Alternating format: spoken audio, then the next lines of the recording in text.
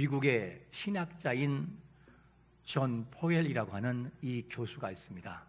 이 사람은 일반 학부에서 뭘 가르치느냐? 전도학 그리고 선교학을 잘 가르치는 그런 훌륭한 교수였어요.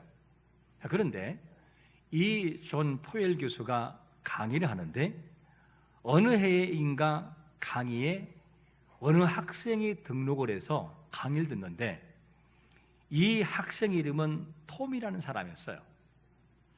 이 톰이라는 학생은 외형으로 볼 때도 굉장히 불량해 보이지만 내적으로 그 모습도 굉장히 반항적인 아이였어요.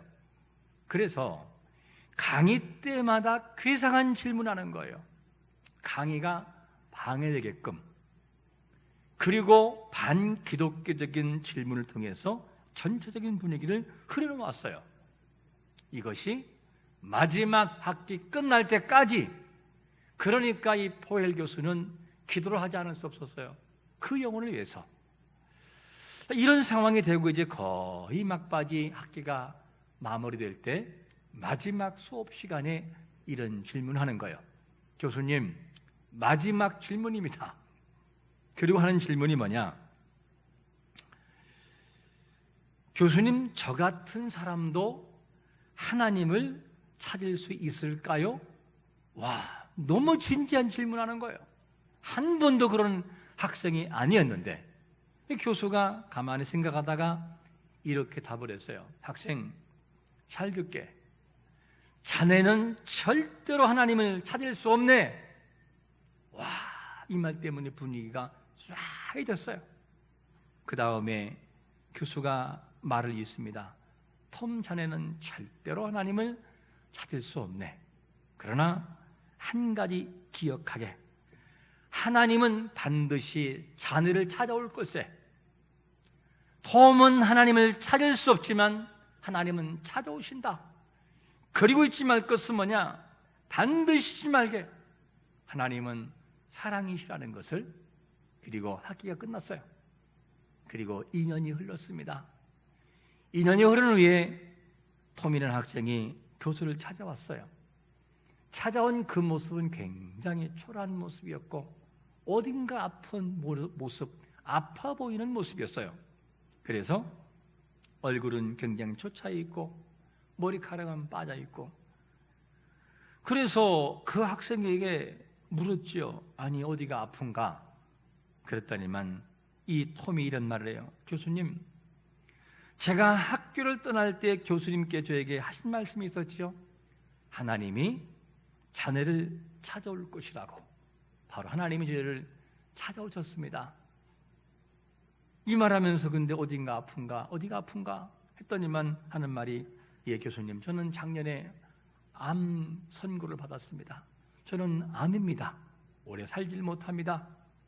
이러면서 말을 하면서 하는 말이 뭐냐면, 교수님이 말씀하신 대로 하나님이 저를 찾아오셨어요. 저는 이 병이 왔을 때 나를 찾아오셨구나 하는 것을 직감했습니다. 그런데 교수님 말에 저는 동감할 수 없었어요. 그래 마음으로 싸웠지요. 나는 절대 하나님을 안 믿는다고, 절대 교회를 안 간다고. 그리고 마지막 제가 죽음을 앞두고 할 일이 있어서 아버지를 찾아가야 된다고 생각했습니다. 왜냐하면 아버지가 저를 내쫓으면서 저주했거든요. 근데 마지막 죽기 전에 아버지를 한번 봐야 한다, 이 생각을 하고 갈 때 저를 반기지 않고 또 저주할 거라고 생각했습니다. 그런데 막상 갔더니만 아버지가 저를 보고 부둥켜 안고 펑펑 우셨습니다. 그리고 생각을 했죠. 아버지가 나를 사랑하는구나. 그러면서 한 가지 생각이 몰려왔습니다. 우리 아버지가 나를 사랑한다면 하나님도 나를 사랑할 거야. 그리고 복음을 듣고 교회 나가고 주님을 영접하게 됐습니다. 그렇게 이 교수에게 말했어요. 그때 교수가 듣고, 자네 혹시 다음 주에 오늘 한 말을 내 강의실에 와서 말할 수 있겠는가? 그렇죠. 그렇게 하겠습니다. 그리고 약속했어요. 그리고 오기로 한 이틀 전에 이 학생의 전화가 왔어요. 교수님, 제가 못 갈 것 같습니다. 제가 지금 앰뷸런스 병원에 실려왔습니다. 그리고 제 대신 교수님이 말씀해 주십시오. 하나님이 톰을 찾아오셨다고. 교수님이 강의 끝날 때까지 이 얘기를 해달라고.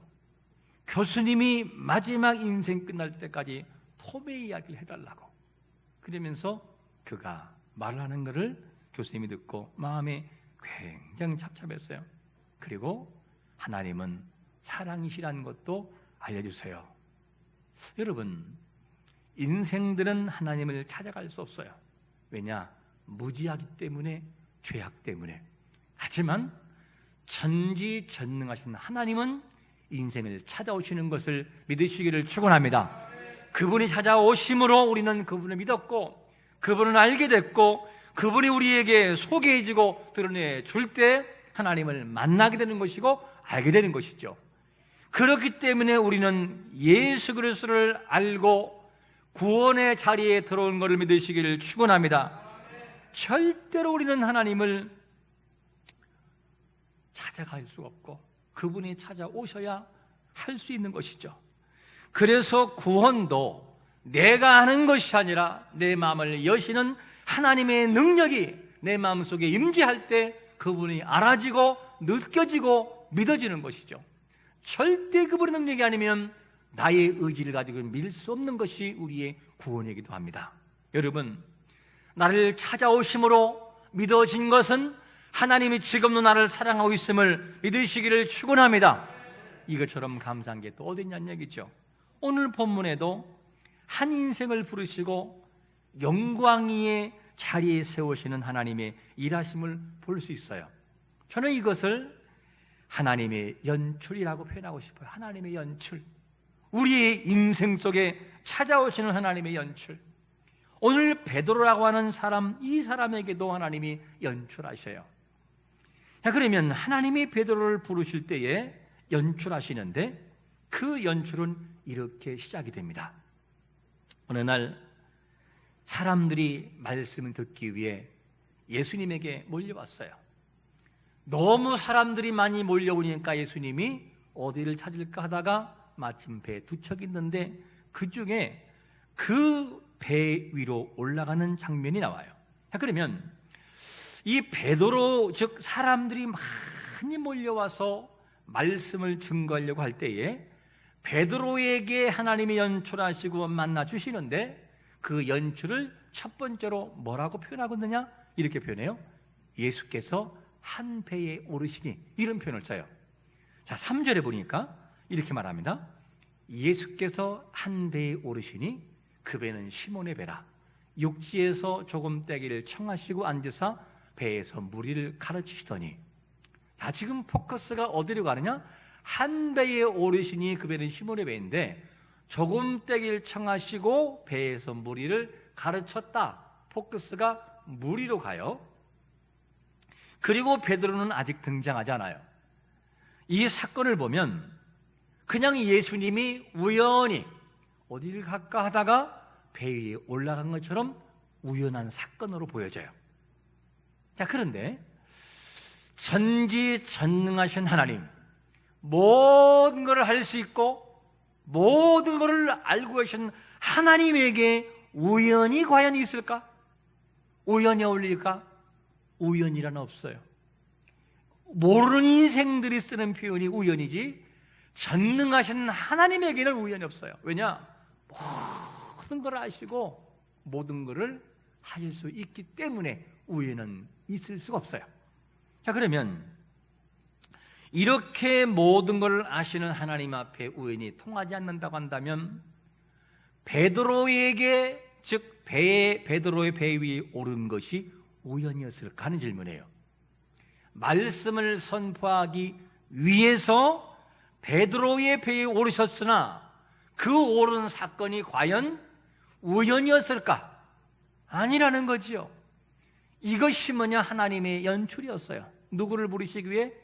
베드로를 구원하시고를 부르시긴 하나님의 연출, 이게 하나님의 일하심이죠.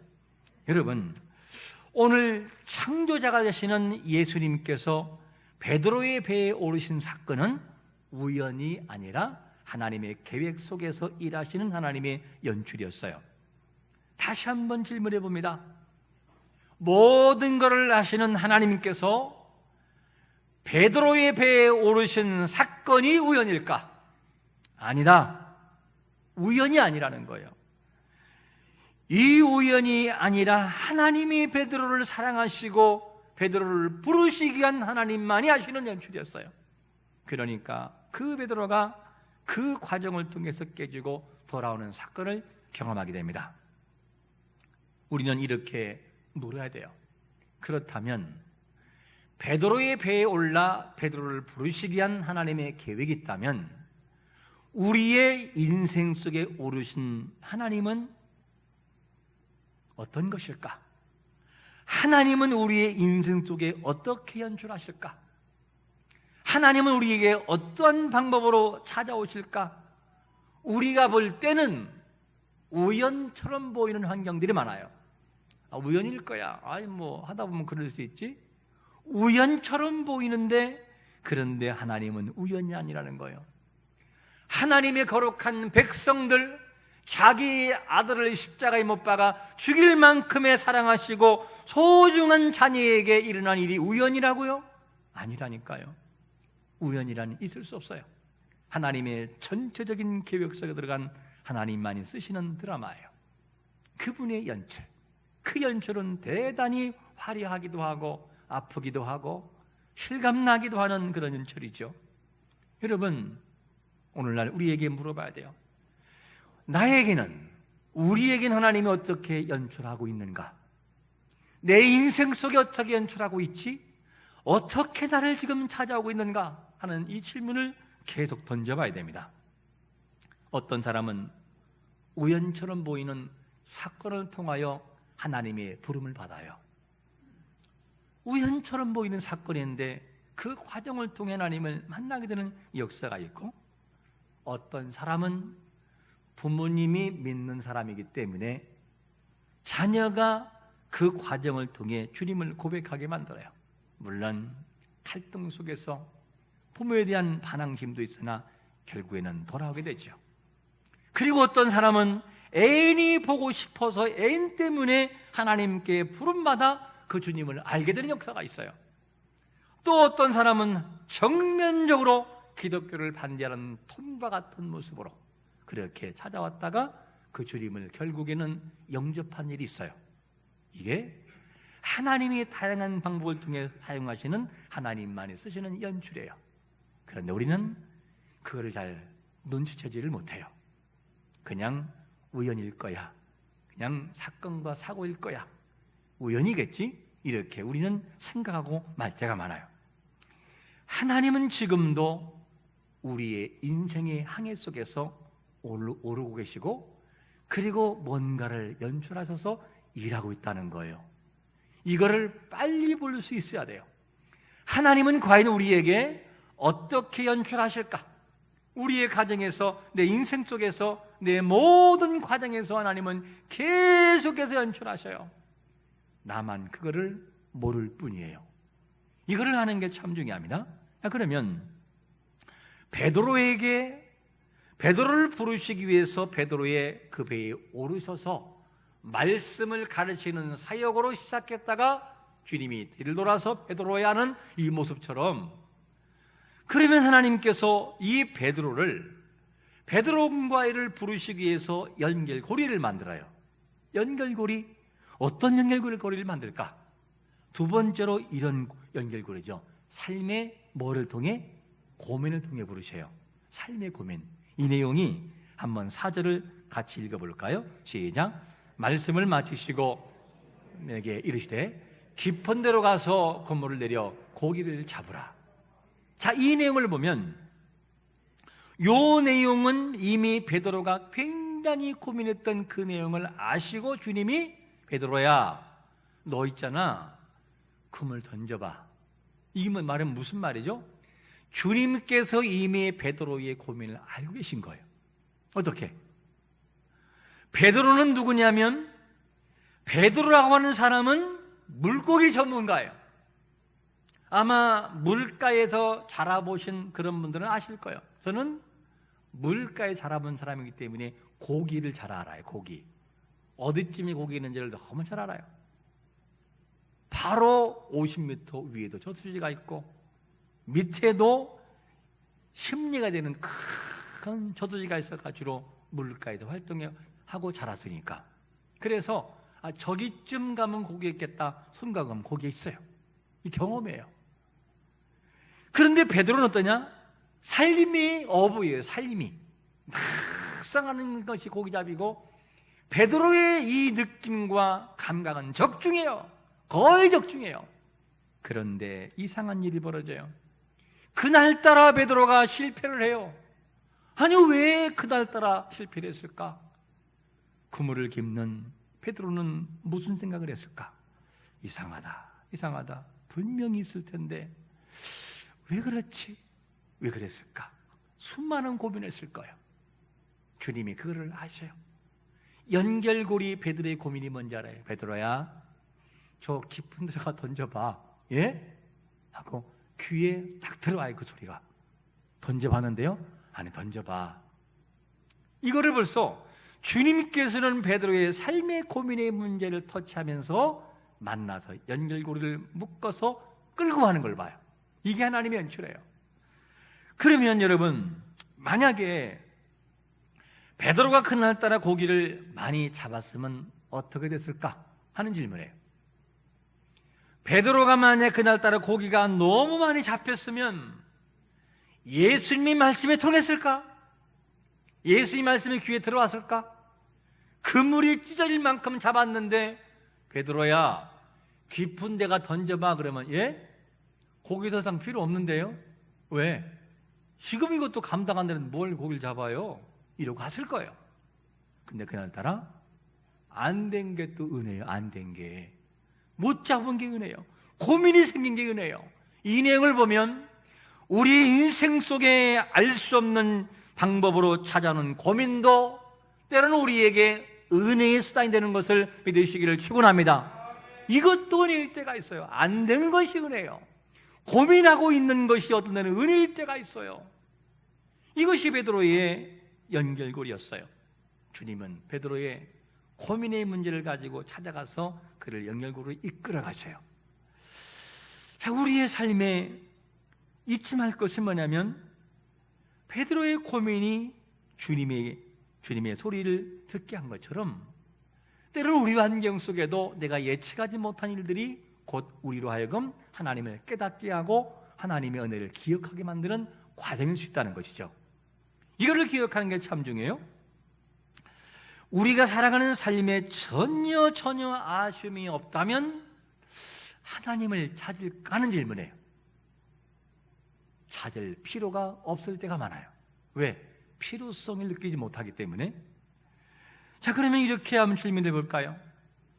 삭개오의 약함은 뭐였냐면 키가 작다는 거였어요. 그 약함이에요.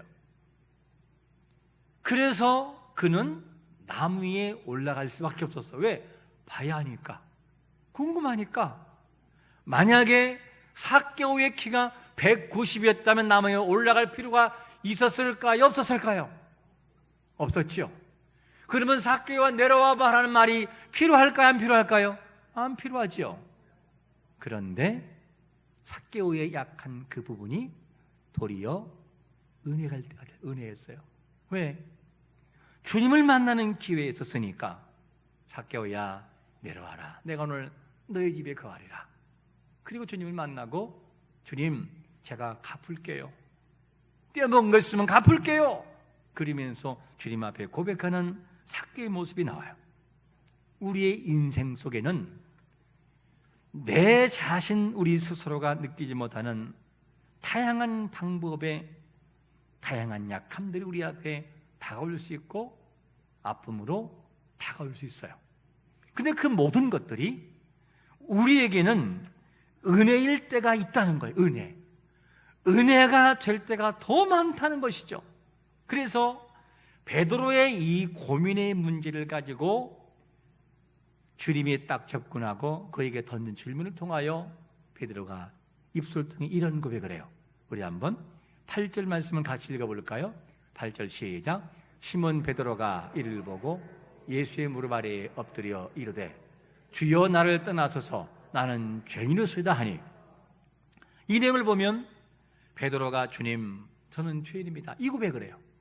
어떻게? 베드로의 가장 고민된 문제 해결하고 자기도 할 수 없는 경험보다 자기 위를 능가할 사람이 없을 거라고 생각하는 그 문제를 그 한 주님이 한순간 해결해 버리니까, 야, 저분은 보통 분이 아니다, 주님이라는 고백을 해요. 이게 베드로의 입에서 나온 고백이었어요. 이것이 하나님의 연출을 통하여 되어진 고백이었습니다. 우리는 고집스러워서 스스로 깨닫지를 못해요. 하나님이 연출하실 때 그제서야 고백하게 되고, 그분이 지나간 흔적을 보고야 그게 하나님의 은혜였구나, 나를 찾아오셨던 증거였었구나, 그제서 그걸 알게 돼요. 이 하나님의 연출의 의도를 결국에는 뭐라고 하느냐? 의도를 서서히 주님께서 밝히시죠. 어떤 내용이에요? 10절에 보니까 이렇게 말씀하잖아요. 세베대의 아들로서 시몬의 동업자인 야고보와 요한을도 놀랐습니다. 예수께서 시몬에게 이르시되 무서워하지 말라, 이제후로는 네가 사람을 취하리라 하시리라. 할렐루야. 이것이 하나님의 의도였어요. 의도. 어떻게? 배에 오르셨던 의도. 그냥 둔 베드로를 두지 않고 그를 찾아가 우연처럼 보이는 연출을 통해 베드로를 만나시고, 베드로의 입술을 통해 주여라는 고백을 만들고, 그리고 베드로야 이제는 사람 낚는 어부가 돼야지, 그리고 전도자로 세우는 것을 보게 됩니다. 이제 이후로는 내가 사람을 취하리라. 이것이 베드로를 찾아가셨던 하나님의 연출의 의도였습니다. 베드로는 주님께 항변하지 못하고 모든 걸 버려두고 어떻게 하느냐? 주님을 따랐다라고 말씀하고 있어요. 우리의 의지로 하나님을 만날 수 있는 게 아니에요. 그분이 찾아올 때 인생은 그분이 만나져요. 그분이 개입할 때 인생은 느껴져요. 그분이 나를 어루만지고 이끌어갈 때 하나님이 하나님으로 느껴진다는 것이죠. 여러분, 우리의 삶에 하나님은 어떻게 연출하고 있습니까? 사람이 어떤 일을 만날 때 이 관이 중요해요. 관. 어떤 관점과 어떠한 모습으로 바라보느냐 하는 것이 굉장히 중요해요. 다른 말로 말하면 바라보는 관을 새롭게 디자인하는 것이 중요합니다. 새롭게 바꿔야 돼요. 늘상 생각하던 그 생각이 아니고 조금 새롭게 만들어서 바라보면 하나님의 의도가 보인다는 거죠. 그 내용이 참 중요한데 관점이 얼만큼 중요한지 하나의 예를 하나 들어볼까요? 어느 추운 날 두 친구가 술집에서 만나기로 약속을 했어요. 그리고 한 친구가 이제는 부랴부랴 준비해서 그 친구를 만나러 가는데, 그 술집 앞에서 웬 할머니가 꽃을 팔고 있어요. 꽃을 파는 할머니가 오더니 하는 말이, 신사 양반 꽃 좀 하나 사주게, 이렇게 아주 치근한 목소리로 말을 겁니다. 그때 신사가 하는 말이, 할머니 이 추운데 왜 이렇게 꽃을 팔고 계세요? 그랬더니 하는 말이, 지금 내 손녀가 아픈데 이 꽃을 팔아야 약값을 내가 벌을 수 있다네.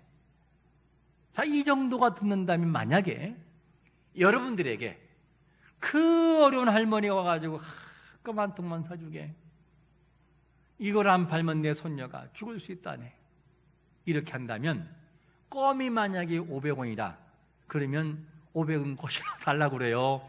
그냥 1,000원 주고 말아요?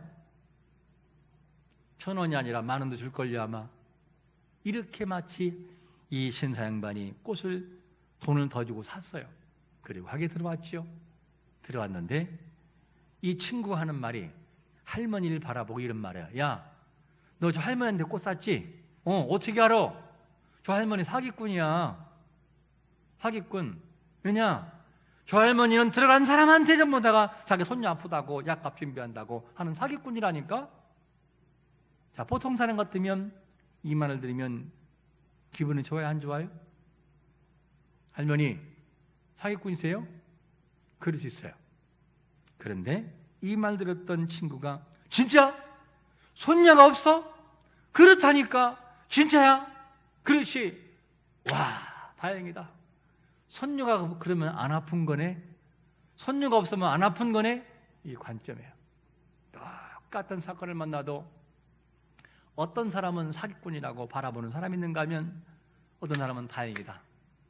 이 관점의 디자인, 새롭게 만들어간 생각이 우리 앞에는 계속해서 있어야만 돼요. 자, 우리가 살아가는 모든 삶 속에서 다양한 인생을 경험하게 돼요. 어떤 사람은 예측하지 못한 큰 아픔을 겪기도 하고, 어떤 사람은 이해할 수 없는 일을 만나기도 하고, 어떤 사람은 아무리 용서하고 이해하려고 해도 이해가 안 되는 일을 만나기도 해요. 그때 마음속에는 불평이 탁 돌출돼요. 그리고 원망을 해요. 왜? 원망할 때가 있어요. 그리고 인생을 수없이 원망하며 살아가요. 조금만 방향을 틀어보면, 야, 그게 감사한 거였구나. 그게 감사한 거였구나. 하나님이 나를 이렇게 사용하시는 거구나. 하나님의 연출이 보일 텐데 많은 사람은 그것을 모르고 살아갑니다. 하나님이 베드로에게 찾아온 것은 그 연출이었어요. 그날따라 안 잡힌 것도 은혜였어요. 여러분, 하나님은 내 인생에 어떤 방법으로 연출하고 있습니까? 그리고 지금 나에게 어떻게 찾아오셔서 그 연출을 지금 이끌어가고 있습니까? 베드로의 배에 오르신 우리 주님께서는 우리의 인생에게도 인생 항해 속에서 오르고 있다는 거예요. 뭐를 하기 위해? 뭔가를 깨우치기 위하여. 베드로에게는 고민이라고 하는 이 문제를 엮어서 그를 이끌어 가셨다고 한다면, 하나님은 우리의 인생 속에서 무엇을 통하여 우리에게 연출하시고 그분을 스스로 계시하실까? 이런 질문을 해봐야 돼요. 하나님 지금 우리에게 뭔가를 연출하는 방법이 있어요. 반드시 있습니다. 그리고 그 의도를 분명히 깨우쳐야 돼요. 하나님, 이거를 통하여 무엇을 하시려고 그러십니까? 하나님, 이거를 통하여 나에게 무엇을 성숙시키려고 하십니까? 제가 믿어지지는 않지만 믿겠습니다. 믿으려고 노력하겠습니다. 하나님 뭔가 있겠죠. 그러면 그분 앞에 기도로 나가면 그분의 의도가 보일 때가 있다는 거예요. 아, 그래서 그랬구나. 그래서 그랬구나. 나의 믿음을 좀 더 강하게 만들기 위한 방법이 나에게 맞춤형 연출이었었구나. 그것이 아니면 내가 깨어지지 않고, 그것이 아니면 하나님을 의지하지 않으니까 이럴 수밖에 없던 주님의 마음이, 그리고 마음속에는 눈물이 나오지 않겠어요? 이렇게 하셨구나. 그걸 이렇게 하셨구나. 그게 하나님의 연출이에요. 여러분, 이 관점은 굉장히 중요해요. 어떻게 볼 것인가? 어떻게 이해할 것인가? 마크 트웨인이라고 하는 이 사람이 감동적인 말을 했어요. 어떤 말을 하느냐? 배려란 제비꽃이 자기를 밟고 지나가는 발 뒤꿈치에다가 향기를 남기는 것이다. 와, 멋있잖아요. 다시 풀어 설명한다면, 사람이 제비꽃을 밟고 지나갈 때 그 사람의 뒤통수에다가 발 뒤꿈치에다가 저주를 퍼붓는 것이 아니라, 밟힌 그 제비꽃은 그 발 뒤꿈치에 향기를 남기고, 이거를 볼 수 있는 눈이 있는가 하면 볼 수 없는 눈이 있어요. 이 관점이라는 거예요. 여러분, 우리가 살아가는 인생 속에서 잊지 말 것은, 우리가 이해하지 못하는 방법으로 하나님은 지금도 연출하고 있다는 거예요. 그 신앙의 연출 드라마는 아직 끝나지 않고, 내가 할렐루야, 아멘, 아멘 믿습니다라고 하는 그 마침표가 찍어질 때, 지금까지 시청해 주신 여러분 감사합니다라고 끝난다는 거예요. 그것이 아니면 그 드라마는 끝나지 않아요. 계속 가수 연출을 통하여 우리를 깨우치고 그분을 보게 하신다는 것이죠. 여러분, 우리에게는 어떻게 연출하십니까? 오늘 이 말씀 기억하면서 하나님은 지금도 나에게 연출하고 있다, 내 인생 속에 연출로 일하고 있다 하는 걸 기억하고, 어떤 환경이 다가오고 다양한 환경을 만나더라도 원망의 관점으로 바라보지 말고 하나님의 시선과 하나님의 관점으로 바라봐 나를 성숙시키는 과정이 내 눈에 보여지고 느껴져서 하나님을 고백하는 거룩한 성도가 되시기를 예수 그리스도의 이름으로 축원합니다. 아멘.